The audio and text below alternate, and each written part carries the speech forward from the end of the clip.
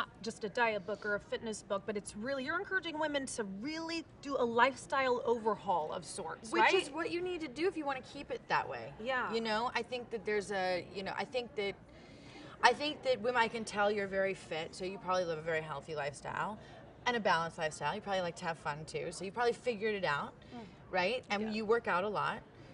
Not as much as I should. Not according to your book. It's like 5 days a week, and I'm like, ooh, I'm a little behind schedule, technically. But you are active.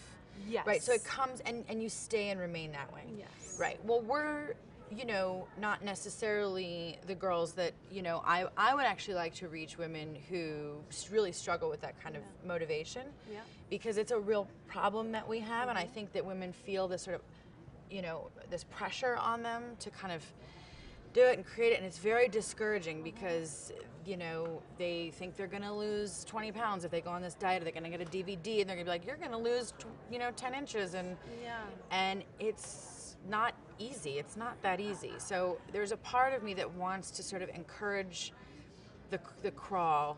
I also posted that on my Snapchat, like, you know, if you can't walk, you start with a crawl. You know, it's just like you just start, you know, start that whole one foot in front of the other. I think sometimes you just have to let go of others' expectations, and that goes, I think everybody feels that way, you know, especially women.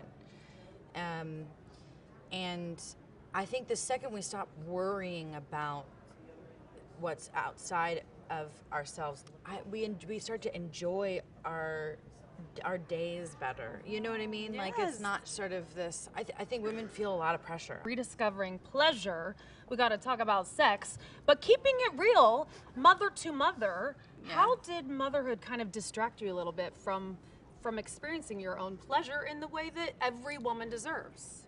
Well, awareness. You know, I think hormones are a funny thing. You have to sort of let it happen. That's hopefully another book that I'll get into more in depth, because it's a really important time it's a very challenging, you know, but all women are so different, you know.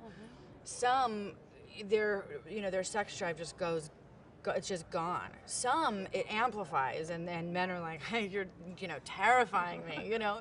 For me personally, I think that there's sort of this great little bubble that you go into after you have a baby, for both the mom and the dad, and you sort of experience this sort of, and I don't mean this in a negative way, I mean this in a very positive way. They shift the balance off kilter of the home. You know, you have a baby, and all of a sudden that balance that you had, all of a sudden it's like you're trying to kind of figure out what that is. And so inside of that, you know, some things do kind of get put, you know, to the side. There's also the scientific part, you know. Unfortunately, we can't go there for, you know, a couple of weeks. I think it's not necessarily about sex as much as it is about your sensuality and be feeling connected to, for women, to your femininity and your sexuality, not necessarily giving it away. It's more about what it feels like, that sort of flirtatious openness that you can feel, to have fun and to sort of feel sexy. It's important, because you're beautiful. Women are beautiful. Maybe we'll just have each other. I mean, I know you're single. Maybe, you know. For the latest stories, be sure to visit eOnline and download the eOnline app. I actually had a question about the packages. Speaking of packages, yes. You're still cute. You're still cute. It's a lot of makeup. Yeah. Is Taylor Swift giving away her awards to her squad? This is so true.